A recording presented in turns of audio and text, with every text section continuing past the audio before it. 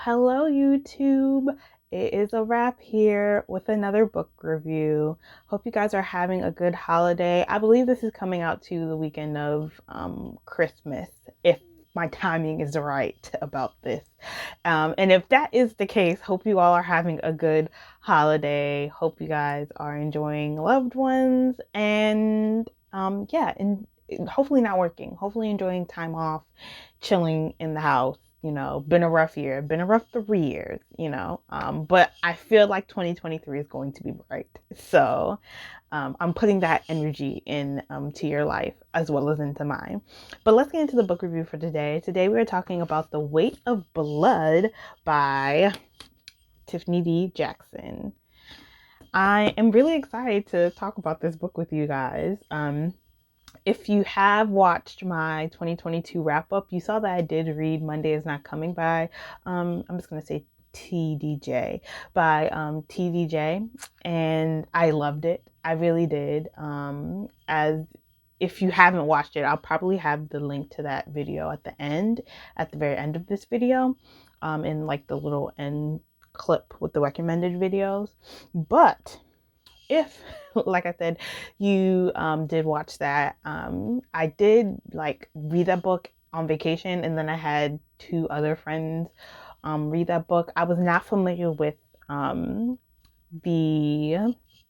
style and the themes that TDJ typically writes about. So I was not aware that when I read Monday's Not Coming, that was going to be as sad and as heavy as it was, especially by the end. It was not a light summer read, but it was still a very good read, enough for me to go and get her latest book, which came out, I believe, in September 2022, The Weight of Blood, as well as Let Me Hear a Rhyme. So of the books that I got from her, this is the first one you're getting, The Weight of Blood, and it's definitely more of like a Halloween read. It's definitely more in the thriller, I don't want to say horror, but like that theme. Like if you're going to go watch a scary movie, this is definitely where it's falling into for me. It is based off of Carrie by Stephen King, if you are familiar with that. I know that movie as well as the book has a cult following. And Carrie, she was this unpopular girl in school who had telekinesis powers, and kind of like after being pushed to her limit, goes goes all off on all the people that was bullying her in school. So this is based off of that. This book centers around the character. Her name is Maddie. While there's other big characters in the book, the main character is Maddie, who is a 17-year-old girl that lives in this small town in Georgia, and she's pretty much bullied really bad in school, and she has a very overprotective father who is very religious, and pretty much forces her to pass as white in school because he is pretty much ashamed of the fact that she's biracial and that her mother is Black, and he doesn't want the town to know that she is in fact Black. So she lives her life up until this point, passing, until one day at school it rains, and her hair reverts back to its curly state, and everyone in school ends up discovering that in fact she is Black,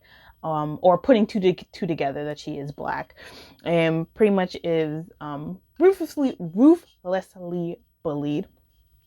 And while that is also happening, there is the story of the schools having their first integrated prom, as up until this point, which this all happens in 2014. The school has had segregated proms where the Black, or the queer colored kids went to the black prom, and then, you know, the white children went to the white prom, which was at this country club, and the black kids went to this barn. It was a renovated barn. Let's be clear, it was renovated, a barn. So yes, I think that's pretty much the main parts of this story. There was a lot of other stuff that goes on, and I'll definitely highlight like the moments that gave me pause, or the moments that was like really stuck with me. But I will say that one thing that I have gotten, like, I just wanted to make notes about themes that were similar or maybe paralleled one another from Monday's Not Coming to The Weight of Blood. One were two things that, you know, I'm now coming to realize about TDJ and her work. One, all of her work is centered towards young adults, and they're all, you know, middle school, late middle school, high school age. And then two, that most of her stories cover a big or are inspired from a big headline, you know, in the news. So for this one, in 2014, 2013, there was a school in Georgia. It was, I believe, Wilcox County, or Wilcox, whatever, town, whatever it was. And they, up until 2014, were still having segregated proms. And that also brought on a whole conversation. I remember during that time, because I, in fact, was at prom age. I was like, 2013, I was a senior in high school. So, yeah, so there was definitely conversation just about around the specifically small towns in the South that were still having segregated proms. So yeah, so that was really interesting. And as well, with Monday's Not Coming, there was also that, you know, taking big headline news of girls that have gone missing, and using that to inspire her story. So yeah, that's what I've come to learn. I've also come to learn just, I don't know if it's, I'll really know for sure in the third book that I got from her, whether or not what this is actually a true thing that comes up in all of her novels. But just the just authority, like older figures not really like being all that great. It's really disappointing the way that the older figures, like especially in this book and Monday's Not Coming, kind of let me down as a reader, and also let these children down, in terms of not really stepping up. I mean, there is, you know, that one, like in Monday Is Not Coming, there was the one teacher that was like, that the children came to, and kind of was like the rhyme and the reason, you know, that was really fighting for these kids. And that was the same, I guess, for the one teacher in this book, as well, who kind of advocated for these kids. But from the police down to the parents, down to the school board, nobody was rising to the occasion. It was so disappointing. It really was, because like, you just wanted somebody to notice, like, hey, like, while Maddie wasn't being physically, well, I guess she was being physically abused, because the daddy was slapping the ish out of her, but she was being abused by her daddy. And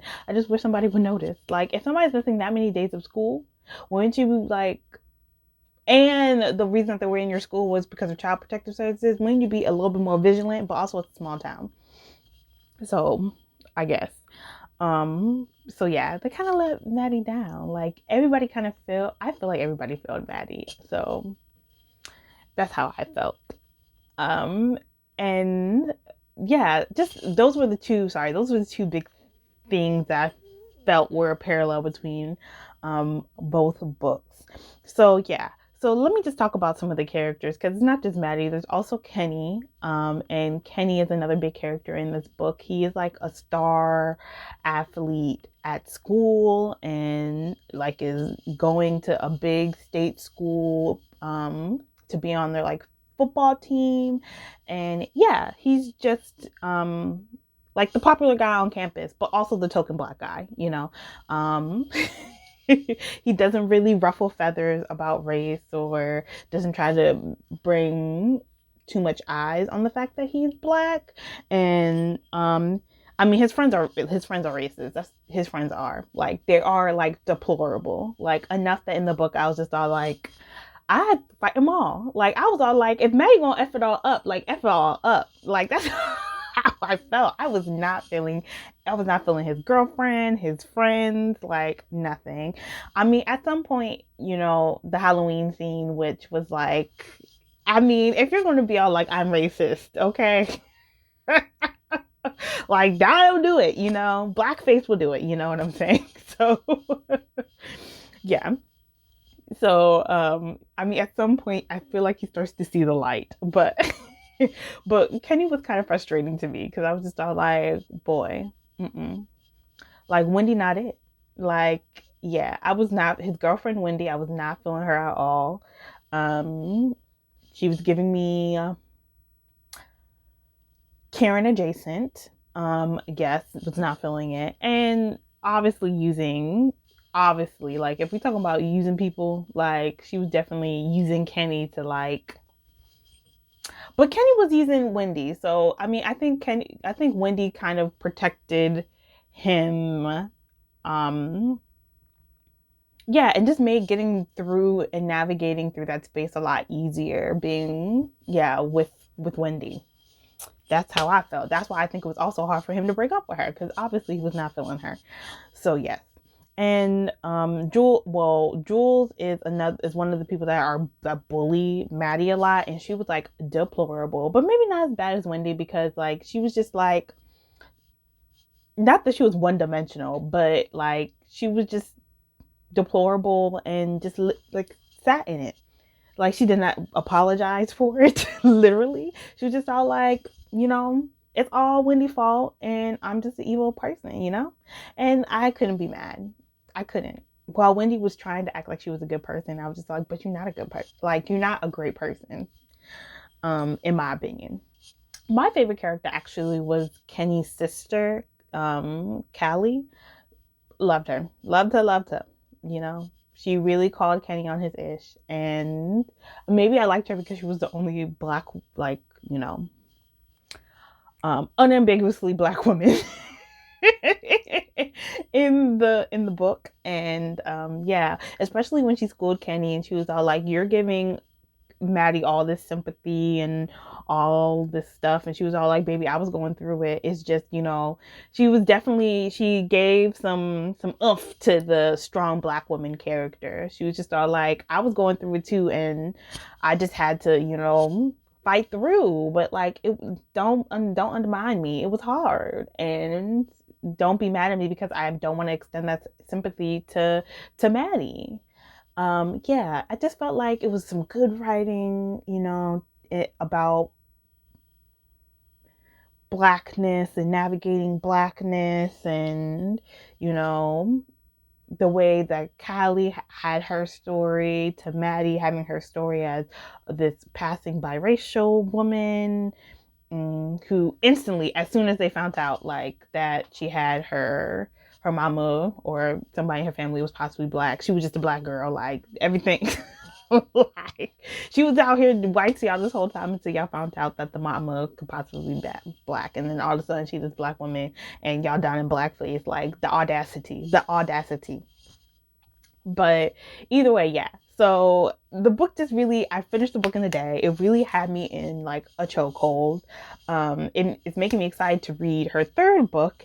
And gosh, if I can think of anything that I just did not really enjoy about this novel at all, not at all, just like really kind of took me away sometimes, where I felt like there is, TDJ does play around with like, space and time in terms of storytelling, like in terms of past and present.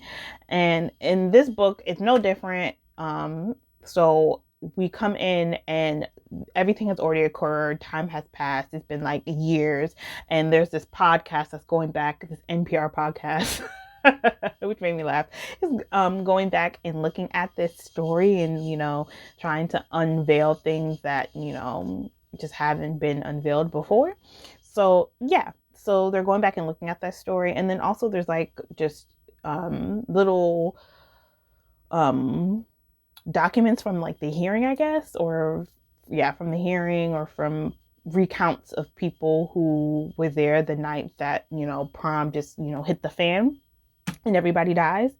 And sometimes I felt like the NPR parts were too long, and there was just parts of the story that I wish that we got more of because I was really enjoying it. And I felt like sometimes the NPR bits kind of like took away from that, and it didn't really, for me, add anything.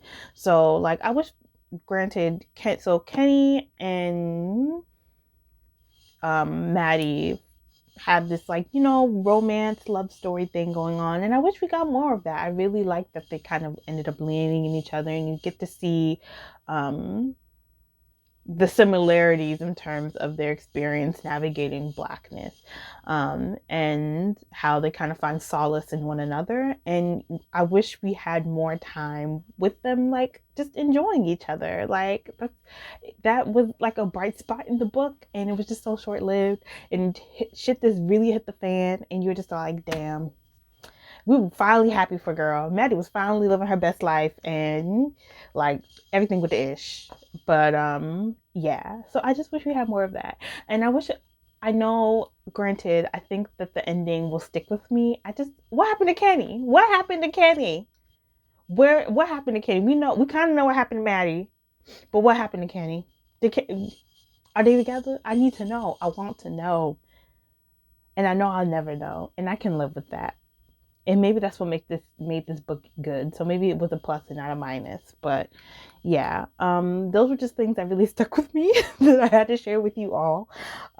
If I had to rate this book, I'm giving it a 5. I'm giving it a 5 out of 5 stars right here. Yeah, 5 out of 5. I would 100% pass this on to a friend, recommend it again. It was excellent. It was excellent. I really enjoyed it. It didn't make me want to go watch Carrie. No, I never will. But did I enjoy the take and the twist on the story? 100%. So yes. Again, The Weight of Blood by Tiffany D. Jackson. This is my book review on it. Let me know if you've read it, if you enjoyed it. Your thoughts on it, if you hated it, why you hated it. Don't forget, you can subscribe, you can like this, thumbs up, and you can share it to other people if you enjoyed it. So yes, I will see you all in another book review. Yes, see you all later.